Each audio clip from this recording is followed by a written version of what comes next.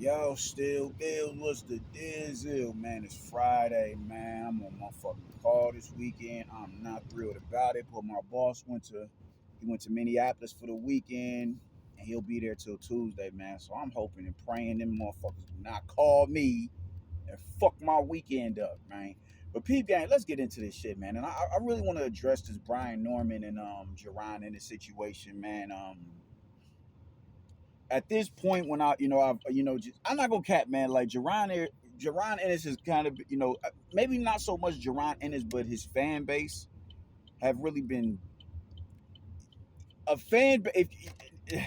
And this is the problem with being a human being, man. Sometimes other motherfuckers can spoil some shit for you. You know what I'm saying? Like I can't fuck with you on account of what it is your homies is doing. You dig? Their representations of you and just how they move in regards to you just comes off as like real gang goofy. You dig? I don't think Jerron Ennis is a dude I think Jerron Ennis is a down to earth brother. You know what I'm saying? Real cool, laid back dude. Comes from good stock. His pops is a real good dude. Involved in his kids. Like were they from Germantown and Philly or whatever?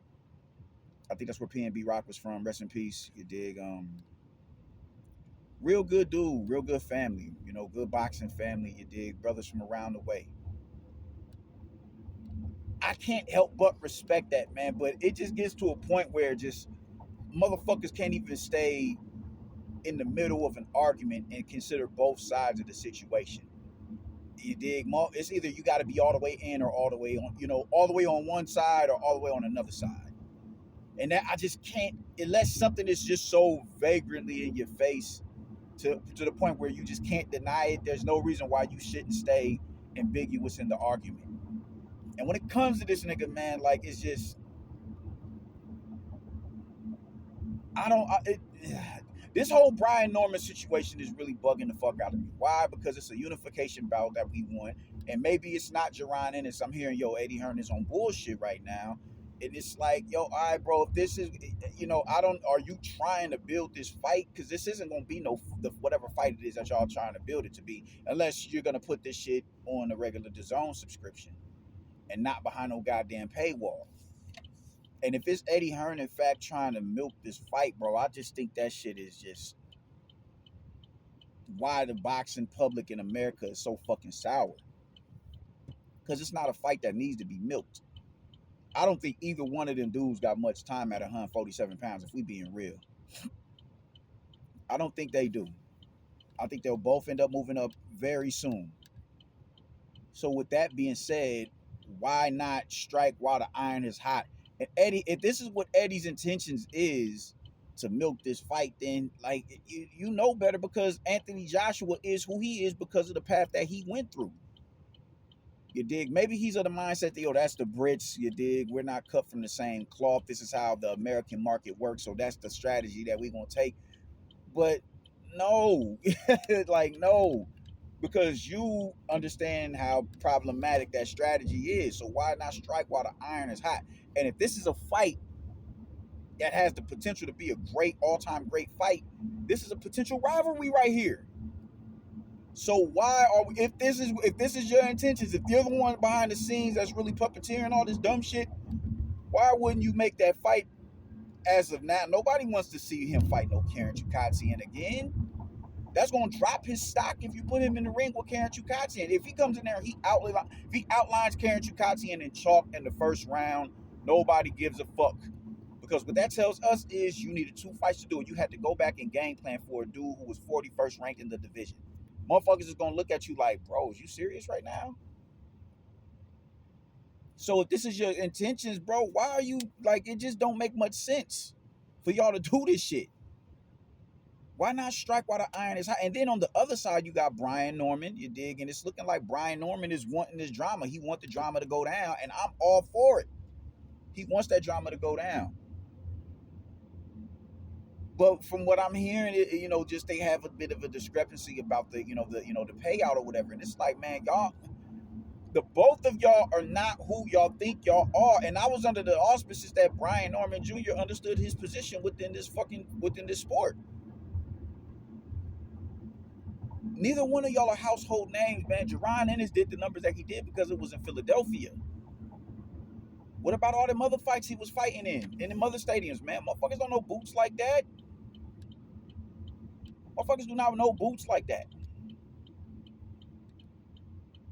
Like I think, man, at some point we got to come to come to the realization that, my nigga, y'all are fucking the brand up, and y'all are continuously deteriorating this, this sport within the American continent, North American, the country that is North America, because this shit is stupid. It's stupid. It's childish. It's all of that shit, man. This is a great fight right here that does not need years to make, my nigga. Like we've had enough of that. Are we not done with the milking of this shit, marinating shit? I'm tired of that. Let's get that fight underway right now. Let's get that fight underway right now. Brian Norman is off of the best win in his career over Giovanni Santillana. That was an incredible win for that dude. Went into that manhood, stopped him. The same dude who had recently just stopped Rocha. Why wouldn't you want to make that fight happen? Why not strike while the iron is hot? Man, like, bro, this was a division for well over shit. Let me see. When did Manny go? Manny Floyd came into the picture. What? Oh, 07, 08 at welterweight.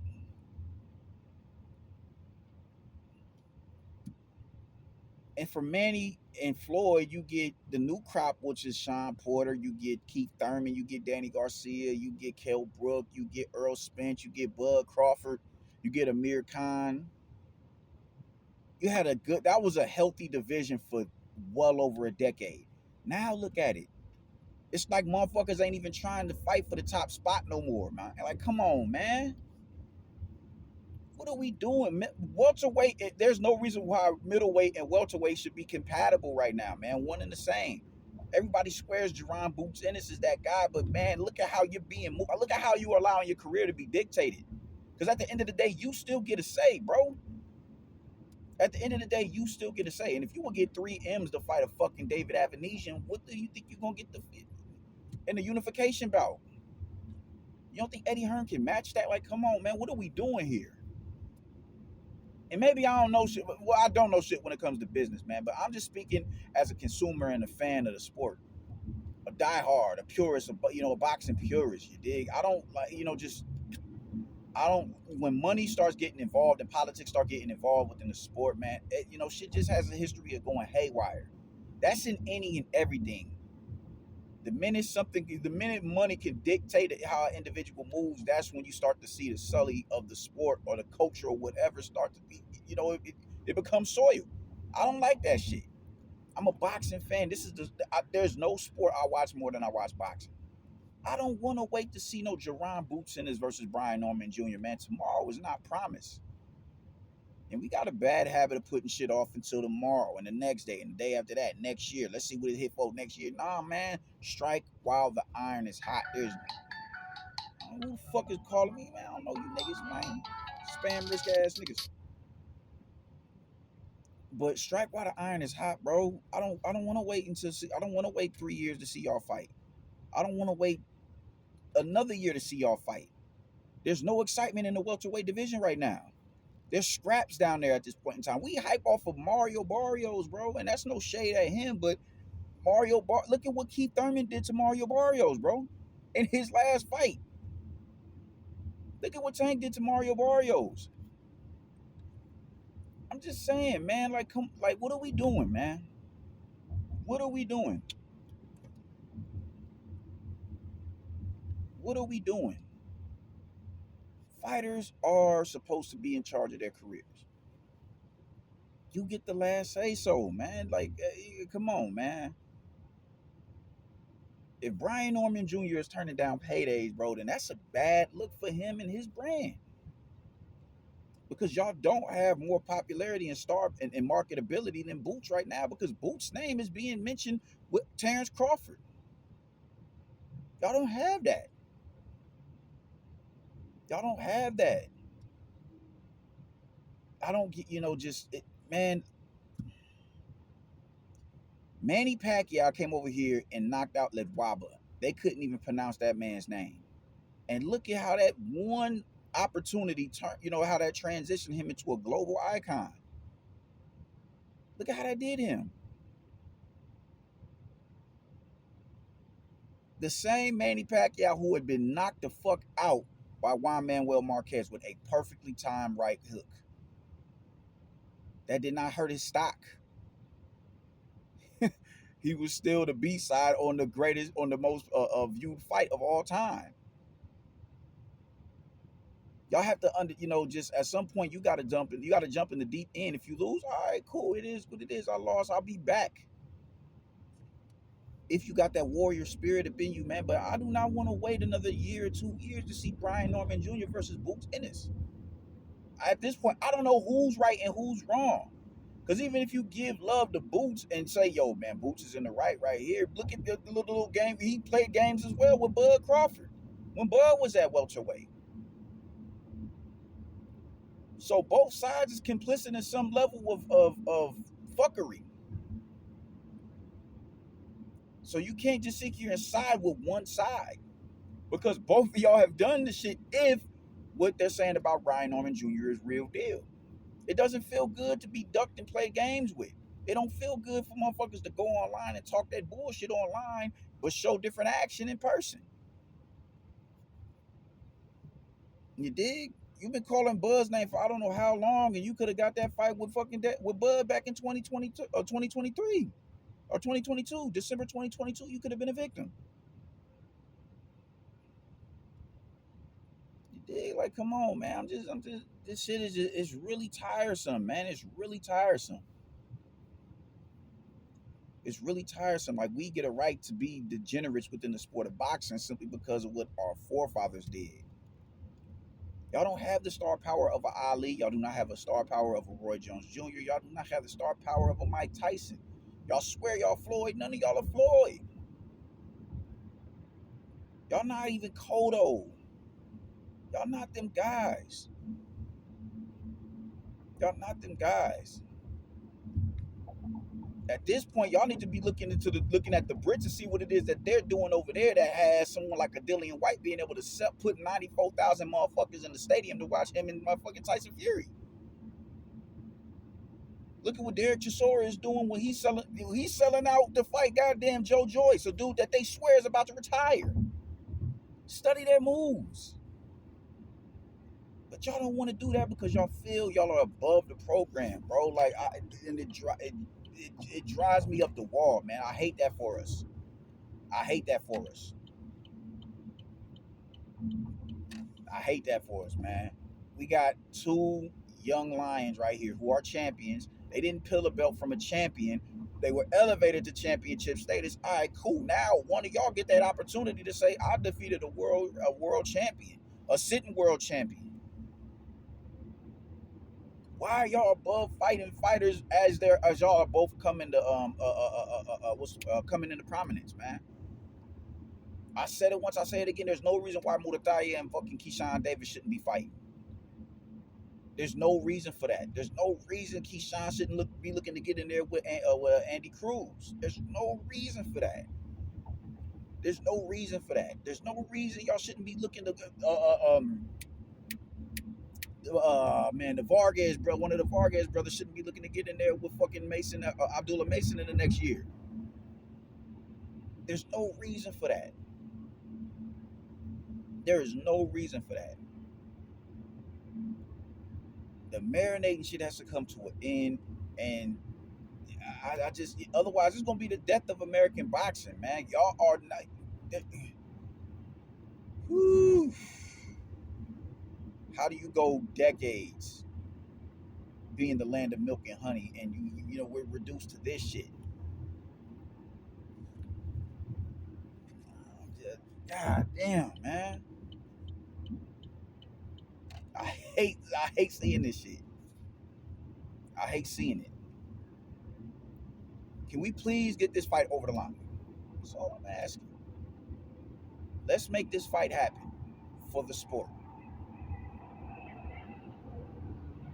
Let's make this fight happen for the sport. Eddie Hearn, if you back there puppeteering, bro, come stop playing. Eddie, man, if this is really you playing, bro, you getting on my nerves right now, bro. You pissing me off. You are pissing me off. You're trying to give me Shakur Stevenson as a main event, and you want me to pay for that shit, even though I'm already a DAZN subscriber. You want me to pay for all these other fights, even though I'm a DAZN subscriber, and you was the main motherfucker saying that you was done with pay-per-views. That shit is dead meat. You giving me one too many pay-per-views, bro. Like, come on, man. If you really the puppeteer behind this shit, you got me fucked up. And I'm a fan of yours. I fucks with Eddie. I think you're the best promoter in the business. That don't mean you ain't fucking up. Because fucking up is what you're doing right now if you are indeed one of the dudes who is doing this dumb shit. Let these dudes fight. And if this fight is with everybody, not everybody, but what a lot of purists are believing is going to be, you have a potential rivalry right there. You have a potential rivalry right there. The last rivalry we probably got as of now that is looking at Katie Taylor. You got Katie Taylor and Chantel Cameron. I'm sure they might run it again before Katie Taylor calls it a career. You got Katie Taylor and Amanda Serrano. They're going into their rematch on the Tyson and Paul undercard. That is a rival, a legitimate rivalry. They're contemporaries.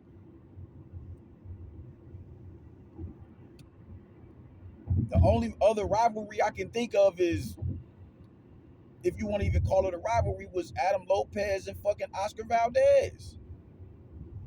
Because of the rematch.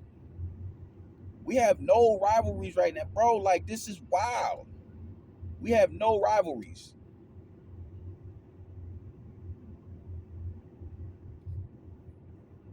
God damn, man. Get out of the way and make the fight happen, man. That's all I got to say about it, yo. Deuces.